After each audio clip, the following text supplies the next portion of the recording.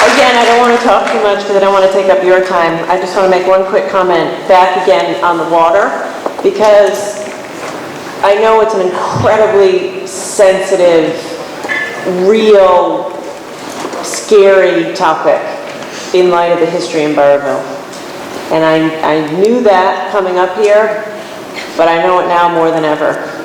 And being with you and hearing from you drives it home more than ever. And the answer to your question is no, it's not worth, it isn't worth a life. And that's why I was just asking Carol, there is going to be a particular session in the siting process dedicated to the water issue. And it's a very big deal. I understand about the well, I understand the court order, which would have to be undone. You need, well, I would suggest you need to show up and make your case there over and over and over. And the question will be, you know, is it serious enough and can it not be addressed? You know, we have to look at ways to address it, ways to mitigate it, options, alternatives. So we don't know precisely when the date is of the siting board, which is going to take up the water issue. I'm being told probably October, but there'll be plenty of notice about that. But I just want to say, of everything I've heard about and everything I've talked about and listening to here tonight,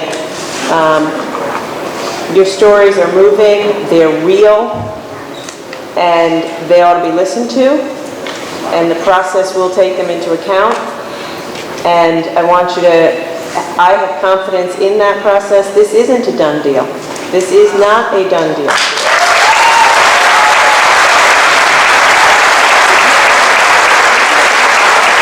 So, it's good for me to be here. I'm going to be quiet so you can do more talking.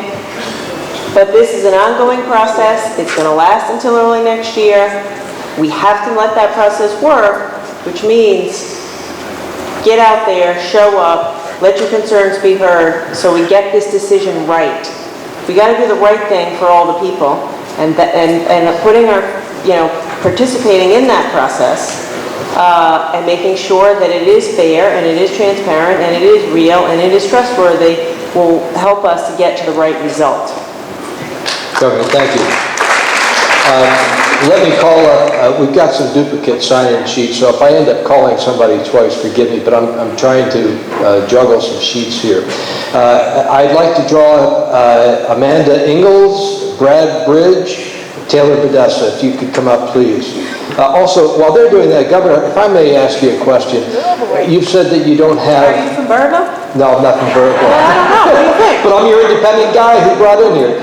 So, for people who are sitting there saying, well, if you don't have a direct voice into the power plant, what kind of influence do you have with this decision?